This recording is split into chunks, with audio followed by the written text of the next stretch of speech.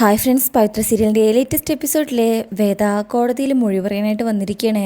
അവിടെ വരാന്തയിൽ ഇരിക്കുമ്പോൾ അങ്ങോട്ട് രാധ വന്ന് അവിടെ അടുത്തിരുന്ന് കരയുമ്പോൾ വേദ അവിടെ നിന്ന് എഴുന്നേറ്റ് പോകാൻ തുടങ്ങുമ്പോൾ രാധ കയ്യിൽ പിടിക്കണേ.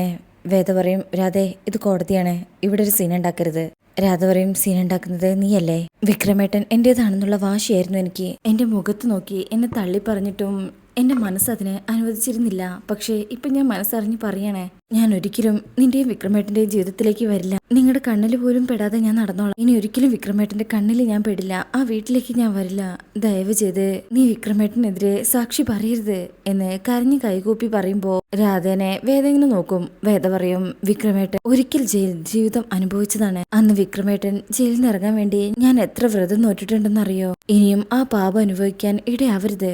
പ്ലീസ്, ഞാനൊരു കാല് പിടിക്കാം എന്ന് പറഞ്ഞ് കാലിൽ പിടിക്കാൻ തുടങ്ങുമ്പോൾ വേദ അത് തടയണേ. രാധേ, എനിക്ക് നിന്നോട് ഒരു കാലത്തും ദേഷ്യമോ വെറുപ്പോ വൈരാഗ്യമോ ഒന്നും തോന്നിയിട്ടില്ല. വിക്രമിനെ ഭ്രാന്തമായി സ്നേഹിക്കുന്ന ഒരു പെൺകുട്ടിയായിട്ടേ ഞാൻ കരുതിയിട്ടുള്ളൂ. പക്ഷേ ഇപ്പൊ ഞാൻ ഇങ്ങനെ ഒരു തീരുമാനം എടുത്തതിന് പിന്നിലെ എനിക്ക് എന്റേതായിട്ടുള്ള വിശ്വാസവും ന്യായവും ഉണ്ട്. അതിപ്പോ നിന്നോട് ഞാൻ പറയുന്നില്ലെന്നേ ഉള്ളൂ. മോള് ചെല്ലേ എന്ന് സ്നേഹത്തോടെ തന്നെ പറഞ്ഞിട്ട് വേദ അവിടെ നിന്ന് പോകാൻ തുടങ്ങുമ്പോൾ രാധയുടെ സ്വഭാവം അറിയും. വേദ പറയും, ഇത് കോടതിയാണ്. ഓട്ടോ സ്റ്റാൻഡിലും റോഡിലും നിന്ന് പെരുമാറുന്നത് പോലെ ഇവിടെ പെരുമാറിയാൽ നഷ്ടം നിനക്ക് തന്നെയാണ്. അത് ഓർത്താ കൊള്ളാം. അപ്പൊ രാധ ശപിച്ചിട്ടാ പോകുന്നത്. നീ ഗുണം പിടിക്കില്ലടി, ഒരു കാലത്തും ഗുണം പിടിക്കില്ല എന്ന് പറഞ്ഞ് രാധ അവിടുന്ന് പോവാണേ. അങ്ങനെ വേദ അത് കേട്ട് സങ്കടത്തോടെ അവിടുന്ന് പോകാൻ തുടങ്ങുമ്പോഴായിരിക്കും അമ്മയും ശ്രീജേടത്തിയും അവിടെ വന്ന് നിൽക്കുന്നത് കാണുന്നത്. അവരെന്തോ ഫോണിൽ സംസാരിക്കുമ്പോഴാണ് വേദ നോക്കുന്നത്. വേദ അവിടുന്ന് പോകാൻ തുടങ്ങുമ്പോഴേക്കും അമ്മ അങ്ങോട്ട് വരികയാണേ. ഞാൻ പറഞ്ഞ നീ കേൾക്കില്ലെന്നറിയാം. അകത്ത് കൂട്ടിൽ കയറി നിൽക്കുന്നത് എന്റെ മകനെതിരെ സാക്ഷി പറയാൻ പോകുന്നതിന് മുമ്പ് നിന്റെ മുത്തശ്ശിക്ക് പറയാനുള്ളത് നീ കേൾക്കണം. ദാ നിന്റെ മുത്തശ്ശിയാ എന്ന് പറഞ്ഞ് ഫോൺ കൊടുക്കുക. ഹലോ മുത്തശ്ശി. ആ വേദ, അരുതെന്ന് പറയാനായിട്ട് ഞാനും നിന്റെ അമ്മയും നേരിട്ട് വരാനിരുന്നതാ. നിന്റെ അച്ഛൻ സമ്മതിച്ചില്ല. വേദ ഒന്നും വേണ്ടാതെ നിൽക്കുമ്പോൾ എന്താ മോളെ നീ ഒന്നും വേണ്ടാത്തത്? ഞാൻ എന്താ മുത്തശ്ശി പറയേണ്ടത്? മുത്തശ്ശി പറയും, നീ വിക്രമിനെ ആലോചിക്കണ്ട, കമലയെ കുറിച്ച് ആലോചിക്കേ. ആ സ്ത്രീയെ ഇനിയും വേദനിപ്പിക്കണോ? വേദയ്ക്കും ഞാൻ എന്ത് ചെയ്യണമെന്ന മുത്തശ്ശി പറയുന്നത്? നീ ഒന്നും കണ്ടില്ലെന്ന് കോടതിയിൽ പറയണം. അത് വിക്രം തന്നെ ആയിരുന്നു എന്നേ ഉറപ്പില്ലെന്ന് പറയണം. അത് കേൾക്കുമ്പോൾ വേദ പറയും, സാധ്യമല്ല മുത്തശ്ശി. ഇങ്ങനെ പറയുന്ന കേൾക്കുമ്പോൾ കമലയും ശ്രീജയും ഞെട്ടിലോടെ നിൽക്കണേ. മുത്തശ്ശി വീണ്ടും പറയും, നമ്മുടെ കണ്ണിൽ എപ്പോഴും സത്യം തന്നെ കാണണമെന്നില്ല. കണ്ണുകളും ചതിക്കാറുണ്ട് മോളെ. വേദ പറയും, എന്റെ കണ്ണുകൾ എന്നെ ചതിച്ചിട്ടില്ല. ഇരുമ്പ് വടി കൊണ്ട് ഒരാളുടെ കൈയും കാലും തല്ലി തകർക്കുന്നത് ഞാൻ നേരിട്ട് കണ്ടതാണ്. മുത്തശ്ശി പറയും, അത്രയും ക്രൂരമായിട്ട് ശിക്ഷിക്കണമെന്നുണ്ടെങ്കിൽ അതിലും ക്രൂരമായിട്ട് എന്തെങ്കിലും അതിനു മുമ്പ് നടന്നിട്ടുണ്ടാവും. വിധിക്കുന്നതിന് മുന്നേ അത് കാണാനും കണ്ണ് വേണം വേദ. വേദ പറയും, മനുഷ്യർ ചെയ്യുന്ന തെറ്റുകൾക്ക് മനുഷ്യൻ തന്നെ ശിക്ഷ വിധിക്കാൻ തുടങ്ങുന്നത് ശരിയാണോ മുത്തശ്ശി? അതിനല്ലേ ഇവിടെ പോലീസും കൊടുത്തിക്കുള്ളത്? എനിക്കിനി ഒന്നും പറയാനില്ല മോളെ. നീ അവന്റെ കൂടെ ജീവിച്ചാൽ നിന്റെ ഭാവി നഷ്ടപ്പെടില്ലെന്ന് ഉത്കണ്ഠപ്പെട്ട ഒരാളാണ് വിക്രം. മറ്റുള്ളവരെ കുറിച്ച് അങ്ങനെ കരുതുന്ന അവനെ ഒരാളെ വെറുതെ തല്ലിക്കൊല്ലാൻ തോന്നുമോ? എനിക്ക് വിശ്വാസം വരുന്നില്ല. ഇനിയെല്ലാം മോളുടെ ഇഷ്ടം എന്ന് പറഞ്ഞ് മുത്തശ്ശി ആ കോള് കട്ട് ചെയ്യാണ്. വേദ ഫോണ് അമ്മയ്ക്ക് കൊടുക്കുമ്പോ ശ്രീചേടത്തി പറയും, ഞങ്ങളുടെ തന്നെ അഭിപ്രായമാണ്. വേദയുടെ മുത്തശ്ശിക്കും വെറുതെ വിക്രം ഒരാളെ ആക്രമിക്കില്ല. കമലയും പറയും, അതെ, എന്തെങ്കിലും ശക്തമായ കാരണമില്ലാതെ അവനത് ചെയ്യില്ല. എങ്കിൽ എന്താണമ്മേ ആ ശക്തമായ കാരണം എന്ന് തിരികെ ചോദിക്കുമ്പോ അതിന് മറുപടി പറയാൻ അമ്മയ്ക്ക് ആവുന്നില്ല. ശ്രീചേടത്തി പറയും, അത് അവൻ പറയാത്തതാണെങ്കിലോ കുറച്ച് ദിവസം കഴിയുമ്പോൾ എന്തായാലും അതറിയും. അതുവരെ ഇനി ക്ഷമിച്ചൂടെ മോളെ? ഇവളോട് ഇനി ആവശ്യപ്പെട്ടിട്ട് കാര്യമില്ല. നീ വന്നേ ശ്രീജെ എന്ന് പറഞ്ഞിട്ട് അവരോടൊന്ന് പോവാ. അവര് പോകുമ്പോ വേദ മനസ്സിൽ വിചാരിക്കും, വിക്രം മനസ്സുകൊണ്ട് നല്ലവനാണെന്ന് നിങ്ങളെപ്പോലെ എനിക്കും അറിയാം. നിങ്ങളെല്ലാവരും കൂടെ വിക്രം ജയിലിൽ പോകുന്നത് തടയാൻ നോക്കുമ്പോ ഞാൻ രക്ഷിക്കാൻ നോക്കുന്നത് വിക്രമിന്റെ ജീവനാണ്. അത് ഇപ്പൊ നിങ്ങൾക്ക് മനസ്സിലാവില്ല. അത് പറഞ്ഞ് മനസ്സിലാക്കി തരാനുള്ള ഒരു അവസ്ഥയിലും അല്ല ഞാൻ. എന്നോട് ക്ഷമിക്കേ എന്നിങ്ങനെ മനസ്സിൽ പറഞ്ഞുകൊണ്ട് നിൽക്കുകയാണ് അവിടെ. ശേഷം അല്പസമയം കഴിഞ്ഞ വിക്രമും അവിടെ തന്നെ വന്നിരിക്കുകയാണ്. അങ്ങനെ പോലീസുകാരെ രണ്ട് സൈഡിലും ഇരിക്കുന്നുണ്ട്. വിക്രമിന്റെ തൊട്ടടുത്ത് തന്നെ. അപ്പോഴായിരിക്കും മോനെ എന്ന് വിളിച്ച് കമല ഓടി വരുന്നത്. അമ്മയെ കാണുമ്പോൾ വിക്രം എഴുന്നേൽക്കും. അമ്മ എന്തിനാ ഇങ്ങോട്ട് ഓടി വന്നത്? എനിക്ക് അവിടെ ഇരുന്നിട്ട് ഒരു സമാധാനം ഇല്ലടാ എന്ന് പറഞ്ഞ് കരയുമ്പോൾ ശ്രീചേടത്തി പറയും, വരുന്നെന്ന് ചോദിച്ചപ്പോ കൂടെ വരുന്നു എന്ന് പറഞ്ഞിട്ടാ. എനിക്ക് കുഴപ്പമൊന്നും ഉണ്ടാവില്ല അമ്മേ, ഞാൻ വീട്ടിലേക്ക് തന്നെ തിരികെ വരും. അതിന് നിന്റെ ഭാര്യ കൂടെ വിചാരിക്കേണ്ടടാ. എനിക്ക് വേണ്ടി അവളുടെ അമ്മയും മുത്തശ്ശിയും ഒക്കെ സംസാരിച്ചു. പക്ഷേ അവള് സാക്ഷി പറയുന്നുള്ള വാശിയില്ല. അവള് കണ്ടതല്ലേ അമ്മ അവള് പറയുന്നത്. അവള് പറയുന്നതില് എന്ത് തെറ്റാ ഉള്ളത്? ഞാനും അവനെ ഉപദ്രവിച്ചു എന്ന് സത്യം പറഞ്ഞതില്ലേ? അമ്മ പറയും, പക്ഷേ വേറൊരാൾ പോലും നിനക്കെതിരെ സാക്ഷി പറയാനില്ല മോനെ. അപ്പൊ അവളായിട്ട് നിനക്കെതിരെ നിൽക്കുന്നത് ശരിയാണോ? വേദ ചെയ്യുന്നത് ശരിയാണെന്നേ ഞാനും പറയൂ. ആരും എനിക്കെതിരെ സാക്ഷി പറയാത്തത് എന്നോടുള്ള സ്നേഹം കൊണ്ടാണെന്നാണോ അമ്മ കരുതിയത്? ഈ ദിവസങ്ങളിലാ ഞാനത് ആലോചിച്ചത്. അവർക്ക് ഭയമാണെന്ന്. എന്റെ കൂടെ വേറെ ആൾക്കാരുണ്ടെന്നുള്ള പേടി ഞാൻ നിൽക്കുന്ന സ്ഥാനത്തെ. വേദയ്ക്ക് ആ ഭയമില്ല. അവള് കണ്ടത് സത്യസന്ധമായിട്ട് പറയുന്നു. അവളെ അഭിനന്ദിക്കല്ലേ വേണ്ടത്. വിക്രം എന്ന് അമ്മ വിളിക്കുമ്പോൾ വിക്രം പറയും, ഇക്കാര്യത്തിൽ അമ്മ അവളോട് ദേഷ്യപ്പെടരുത്, പിണങ്ങി നിൽക്കരുത്. അപ്പോഴേക്കും പോലീസുകാർ പറയും, വാ സമയമായി, കേസ് വിളിക്കാറായി എന്ന് പറഞ്ഞ് അവിടുന്ന് കൂട്ടിക്കൊണ്ടു പോവാണേ. അമ്മ സങ്കടത്തോടു കൂടെ ഇങ്ങനെ നോക്കി നിൽക്കും. അങ്ങനെ ഇവരുടെ കേസ് ശങ്കരൻ വിളിച്ചിരിക്കണേ. വേദ കോടതിക്കുള്ളിൽ തന്നെ ഉണ്ട്. വിക്രമും അങ്ങോട്ട് വരികയാണേ. അവിടെ വന്ന് നിൽക്കുമ്പോ വേദ ഇങ്ങനെ നോക്കണേ. ഇത് ശ്രദ്ധിക്കുന്ന വിക്രം നോക്കുന്നുണ്ട്. അപ്പോഴേക്കും അല്പസമയം കഴിഞ്ഞ അമ്മ അങ്ങോട്ട് വരികയാണേ. അമ്മ വരുന്ന കാണുമ്പോ വേദ തല താഴ്ത്തും.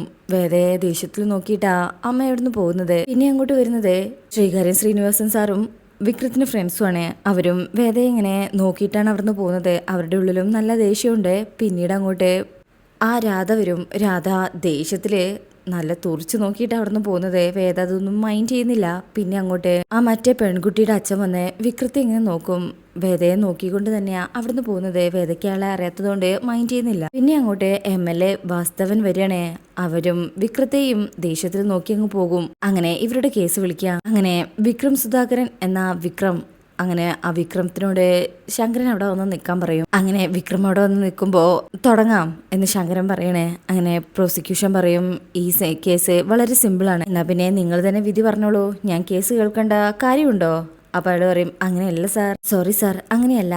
കേസ് പറയും, എന്തൊരു പകയുടെ കാരണത്താലെ വിക്രം സുധാകരൻ എന്റെ പ്രതിയെ ഓടിച്ചിട്ട് തല്ലുകയായിരുന്നു. അഴുതെന്ന് യാചിച്ചിട്ടും അടുത്തുണ്ടായിരുന്ന വണ്ടിയിൽ നിന്നും ഒരു ഇരുമ്പ് വടി വലിച്ചെടുത്ത് കൊല്ലണം എന്നുള്ള ഉദ്ദേശത്തിലാണ് അടിച്ചിട്ടത്. നീയും ബോധം വരാതെ എന്റെ കക്ഷി ഹോസ്പിറ്റലിലാണുള്ളത്. അതിന്റെ എല്ലാ രേഖകളും ഇവിടെ ഹാജരാക്കിയിട്ടുണ്ട്. കേവലം 24 വയസ്സ് മാത്രം പ്രായമുള്ള എന്തൊക്കെയോ ആഗ്രഹങ്ങളും ഇനി എന്തൊക്കെയോ ചെയ്യാനുള്ള പ്രതീക്ഷകളുമായിരുന്നു അയാൾ. ആ ചെറുപ്പക്കാരനെ ഇനിയൊരു മടങ്ങിവരെ സാധ്യമല്ലാത്ത രീതിയിലാണ് കല്ലുകൊണ്ടും കമ്പി കൊണ്ടും കയ്യും കാലും തലയും തല്ലിയൊടിച്ച് മുഖത്തടിച്ച് ഈ പ്രതി കൊല്ലാൻ ശ്രമിച്ചതിന് സാക്ഷിയുണ്ട്. സാക്ഷിയുടെ വിവരങ്ങളും കോടതിയിൽ ഹാജരാക്കിയിട്ടുണ്ട്. ഇത് കേൾക്കുമ്പോ എല്ലാവരും ടെൻഷനോടെ വേദനയും വിക്രത്തെ ദയനീയമായിട്ട് നോക്കുകയാണ്. ഇത് യാദൃശികമായി സംഭവിച്ചൊരു കേസല്ല യുറോണർ. കൊല്ലാൻ വേണ്ടി മനഃപൂർവ്വം പ്ലാൻ ചെയ്ത് നടപ്പിലാക്കിയതാണ്. ആയുസിന്റെ ബലം കൊണ്ട് മാത്രമാണ് ആ ചെറുപ്പക്കാരൻ ഇപ്പോഴും കഴിയുന്നത്. എങ്കിലും ജീവിതത്തിലേക്ക് തിരികെ വരുന്ന ഒരു ഉറപ്പും ഇതുവരെ ഡോക്ടേഴ്സ് തന്നിട്ടില്ല. അതുകൊണ്ട് ഈ കേസിനെ മനഃപൂർവ്വമുള്ള നരകത്തിയായിട്ട് പരിഗണിച്ച് അതുകൊണ്ട് പ്രതിക്ക് ജീവപര്യന്തം ശിക്ഷ തന്നെ നൽകണമെന്ന് താഴ്മയെ അപേക്ഷിക്കുന്നു. ഇത് കേൾക്കുമ്പോൾ അമ്മയും രാധയും എല്ലാം പേടിച്ചുകൊണ്ട് ടെൻഷനോടെ ഇരിക്കുക. ശങ്കരൻ വിക്രത്തെ ഇങ്ങനെ നോക്കുന്നുണ്ട്. ഡിഫൻസ് ഉണ്ടോ? അപ്പോൾ വിക്രത്തിന് വേണ്ടി വാദിക്കുന്ന ആ വക്കീൽ അവിടെ നിന്ന് എഴുന്നേൽക്കും. എന്റെ പ്രതിയുമായിട്ട് ഇവിടെ പോലീസുകാർക്ക് ഒരുപാട് പകയുണ്ട്, കാലങ്ങളായി നീണ്ടു നിൽക്കുന്ന പക. അതിന്റെ അടിസ്ഥാനമായിട്ട് തെളിവില്ലാതെ തള്ളിക്കളഞ്ഞതായിട്ടുള്ള ഒരുപാട് കേസുകളുടെ രേഖകൾ ഞാൻ ഇവിടെ നൽകിയിട്ടുണ്ട്. What is your point? എന്റെ കക്ഷിക്ക് വാസ്തവന്റെ മകനുമായിട്ട് പകയുണ്ടെന്ന് പറയുന്നു. അതെന്ത് പകയാണെന്ന്, ഏത് സംഭവത്തിനു ശേഷമാണ് ഈ പക ആരംഭിച്ചതെന്നോ പ്രോസിക്യൂഷൻ പറഞ്ഞിട്ടില്ല. കാരണം അങ്ങനെ പറയാൻ മാത്രം ഒരു കാരണവും ഇവര് തമ്മിൽ ഉണ്ടായിട്ടില്ല. ഉണ്ടാവാന്നുള്ളതിന് ഒരു ചെറിയ കാരണമേ ഉള്ളൂ സർ. എന്റെ കക്ഷിയും MLA വാസ്തവന്റെ മകനും ഇതുവരെ നേരിൽ കണ്ടിട്ട് പോലുമില്ല. ഇത് കേൾക്കുമ്പോ വിക്രം അങ്ങ് ഞെട്ടിപ്പോവും. ഒരിക്കലും ഒരാളെ കാണാത്ത എന്റെ കക്ഷി പക കൊണ്ട് തല്ലിക്കൊല്ലാൻ നോക്കിയെന്നൊക്കെ പറയുന്നത് അത് ബഹുമാനപ്പെട്ട കോടതി അന്വേഷിക്കണം. അപ്പോഴേക്ക് പ്രോസിക്യൂഷൻ ഒബ്ജക്ഷൻ പറയുമ്പോൾ അത് പറയാനുള്ള അവസരം കൊടുക്കണേ ശങ്കരൻ നായരാണ്. എന്റെ പ്രതിയെ നേരിട്ട് തല്ലിക്കൊല്ലാൻ ശ്രമിക്കുന്നത് കണ്ട സാക്ഷിയെ ഞാൻ ഇവിടെ ഹാജരാക്കിയിട്ടുണ്ട് സർ. അപ്പോഴേക്കും വിക്രമിന്റെ വക്കീല് പറയും, ആ സാക്ഷി കള്ളസാക്ഷിയാണ്, പ്രഖ്യാപിക്കണം സർ. കാരണം എന്താണ്? അപ്പോൾ വക്കീൽ പറയും, ഇവര് പറയുന്നത് വിക്രം വരുണിനെ പബ്ലിക് റോഡിൽ വെച്ച്, ഈ പോയിന്റ് നോക്കണം, പബ്ലിക് റോഡിൽ വെച്ച് അറ്റാക്ക് ചെയ്തു എന്നാണ്.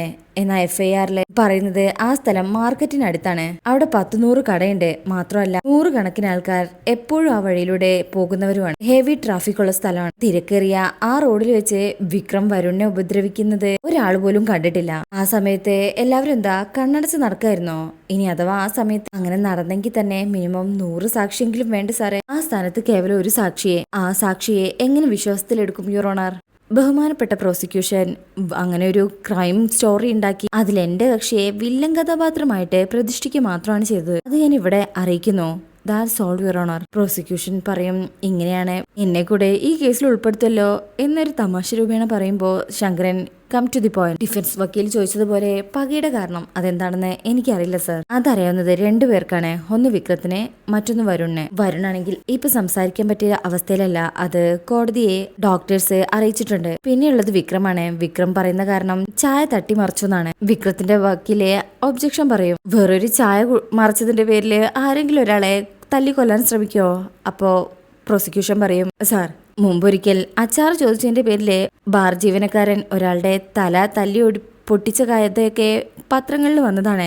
അതുകൊണ്ട് നിങ്ങൾ ഉദ്ദേശിക്കുന്നത് എന്താ എന്ന് ജഡ്ജി ചോദിക്കുമ്പോൾ പ്രോസിക്യൂഷൻ പറയും ചായ തട്ടിമറിച്ചതാണെന്ന് വിക്രം പോലീസിനോട് പറഞ്ഞെങ്കിലും വരുണും വിക്രമും ഒരു സ്ഥലത്തുനിന്ന് ചായ കുടിച്ചെന്ന് കണ്ടെത്താനായിട്ടില്ല. വിക്രമിനെ വരുണിനോടുള്ള പകയുടെ കാരണം വ്യക്തമാക്കാതെ ചെയ്തത് താനാണെന്ന് മാത്രം സമ്മതിക്കുക മാത്രമാണ് വിക്രം ചെയ്തിട്ടുള്ളത്. സാർ, ഒരാള് ചെയ്തതിന്റെ കാരണം പറഞ്ഞിട്ടില്ലെങ്കിലും കുറ്റം അല്ലാതാവുന്നില്ലല്ലോ. കുറ്റത്തിനാണ് ശിക്ഷ, കുറ്റത്തിന് പ്രേരിപ്പിച്ച കാര്യത്തിനല്ല, കാരണത്തിനല്ല. പിന്നെയുള്ളത് തിരക്കേറിയ ട്രാഫിക് റോഡിൽ വെച്ച് ഈ സംഭവം നടക്കുമ്പോൾ ആരും കണ്ടില്ല എന്നുള്ളതാണ്. നമ്മുടെ പബ്ലിക്കിന്റെ മനസ്സാണ് ഇതിന് കാരണം. ഒന്നും ആവശ്യമില്ലാത്ത കാര്യത്തിന് എന്തിനിടപെടുന്നു എന്നുള്ള ആറ്റിറ്റ്യൂഡ്. 2 ഭയം.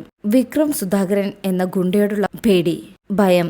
ആ പ്രദേശത്തെ CCTV ഉണ്ടായിരുന്ന 4 കടകളിൽ 3 എണ്ണവും തകരാറ്, ഒന്നിൽ റെക്കോർഡ് ചെയ്യാനുള്ള കാർഡില്ലാത്തതും. ഇതൊക്കെ സ്വാഭാവികമാണെന്ന് അങ്ങേക്ക് തോന്നുന്നുണ്ടോ? ഇതെല്ലാം പറയുന്ന സമയത്ത് MLA-യും ശ്രീകാര്യ ശ്രീനിവാസനും പരസ്പരം നോക്കുന്നുണ്ട്. ഏത് കേസിലും ദൈവത്തിന്റെ കണ്ണ് പതിഞ്ഞു കിടക്കുന്നു എന്ന് പറയുന്നത് പോലെ ഈ കേസിൽ അതുണ്ടായി. താൻ കണ്ടത് പോലീസിനോട് തുറന്നു പറയാൻ യാതൊരു മടിയില്ല ഒരാൾ മുന്നോട്ട് വന്നു. ഇതൊക്കെ പറയുമ്പോ അമ്മയുടെ നെഞ്ചിടിക്കുന്നുണ്ട്. ഈ കേസിലെ ഐ വിറ്റ്നസ് വേദ ശങ്കരനാരായണൻ. അവരുടെ സ്റ്റേറ്റ്മെന്റ് എടുക്കാൻ അനുവാദം തരണം യുവർ ഓണർ. ഗ്രാൻഡഡ് എന്ന് ശങ്കരൻ പറയും. അങ്ങനെ കോടതിയിലെ വേദ ശങ്കരനാരായണൻ എന്ന് 3 തവണ വിളിക്കുമ്പോൾ വേദയും അവിടെ വന്ന് നിൽക്കണേ. അച്ഛനെയും നോക്കും, അതുപോലെ വിക്രത്തെയും അവിടെയുള്ള എല്ലാവരെയും. എല്ലാവരുടെ മുഖത്തും ദേഷ്യവും സങ്കടവും എല്ലാണ്ട് വേദ അവരെല്ലാരും നോക്കി നിൽക്കുന്നത് കാണിച്ചിട്ടാ ഈ ഭാഗം കഴിയുന്നത്. അതിനുശേഷം പിന്നീട് കാണിക്കുന്ന പ്രമുഖുള്ളത് വേദയുടെ ആ വീട്ടിലേക്ക് തിരികെ വരുമ്പോൾ ഇറങ്ങി പോവാനായിട്ട് നന്ദിനി പറയാം. എന്നാൽ വേദയും അതിന് കടുത്ത മറുപടി തിരികെ നൽകിക്കൊണ്ട് അവിടെ തന്നെ നിൽക്കുന്നതൊക്കെയാണ് ഭാഗത്തുള്ളത്. അപ്പോൾ റിവ്യൂ ഇഷ്ടപ്പെട്ടിട്ടുണ്ടെങ്കിൽ ചാനൽ എല്ലാവരും ഒന്ന് ലൈക്ക് ചെയ്ത് സബ്സ്ക്രൈബ് ചെയ്ത് സപ്പോർട്ട് ചെയ്തേക്കണേ. Thank you.